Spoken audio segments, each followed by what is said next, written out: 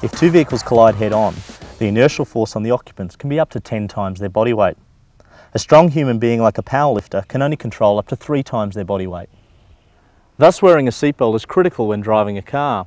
At least 90% of Australians are smart enough to wear a seatbelt, but many take it for granted and don't always wear the seatbelt as it was designed to be used. A warning for those who persist in not wearing a seatbelt is that at any collision over 7 kilometres an hour, you won't be able to prevent yourself hitting the vehicle's dashboard, and that's going to hurt.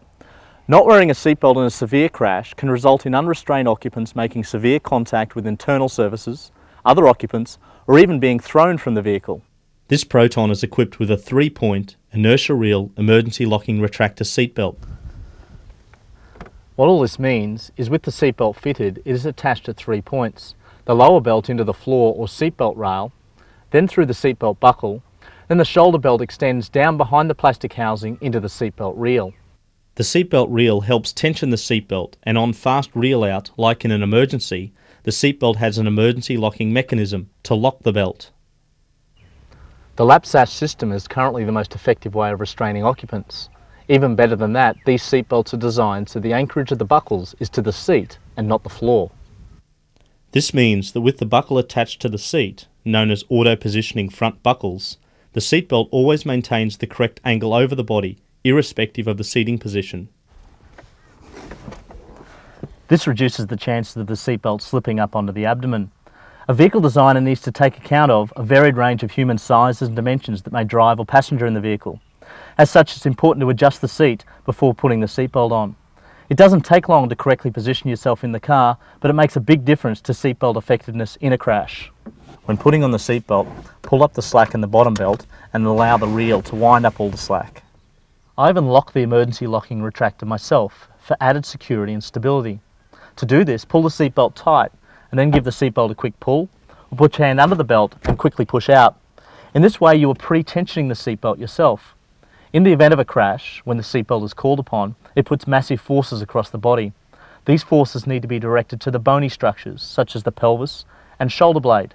Wear a seatbelt as a belt. Position the lower lap belt across your pelvis, on your hip bones, not across your waist and stomach. Massive internal injuries can occur in a large crash to the soft stomach region if the belt is too high. Check that the seatbelt is not twisted. If so, the area restraining you is small, increasing injury in this region. The seatbelt, if twisted, can cut into you like rope and leave permanent scarring. Extra seatbelt padding and covers can help distribute the forces. The sash belt should run naturally across your shoulder and never underneath your arms. The seat should be kept upright and you should sit firmly in the seat to minimise the chance of submarining or sliding underneath the seatbelts. Lastly, the seatbelt works like a crash helmet. They're designed to only function once. After a severe crash, your seatbelt should be examined and, if necessary, replaced. Some cars have special tags that pull from a plastic sleeve as the seatbelts are stretched in a large crash.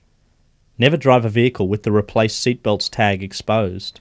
Finally, children should be properly restrained when travelling in a motor vehicle. Children are not safe just because they're sitting in the back seat. Children should never ride on passengers' laps, nor share seatbelts with adults or other children. A child is only safe when they're sitting in the right baby seat or child seat for their age and size, and this seat has been correctly fitted using the anchor points provided. No matter how carefully you drive, the unexpected can still happen. A seatbelt will help minimise the injuries to all occupants.